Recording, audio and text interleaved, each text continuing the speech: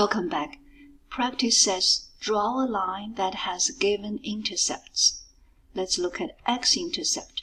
Given to us is 2, y-intercept giving us -4. Alright, we're going to find x-intercept on the x-axis. Where is it? It says 2, positive 2, 1, 2 is right here. Put a point right here.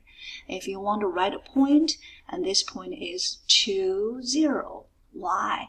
It's because you go 1 step, 2 step on the x-axis. X-coordinate says 2, and if you're on the x-axis, your y-coordinate is always 0.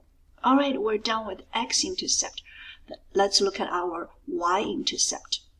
Y-intercept, it says it's -4.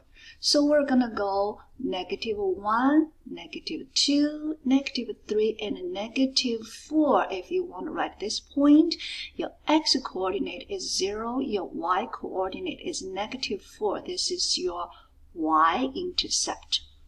And don't forget, the question says draw a line, so do not leave these 2 points here. We're going to draw and connect it, and celebrate. We are done.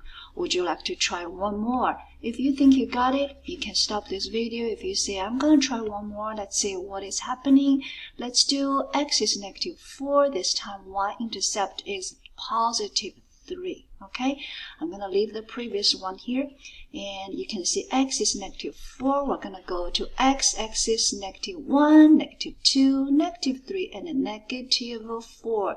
This is your x-intercept. We are done.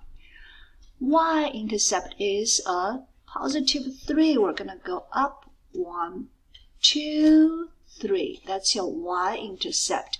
We're going to draw a line. We're going to connect it. And we say, good job. Yes. Happy learning.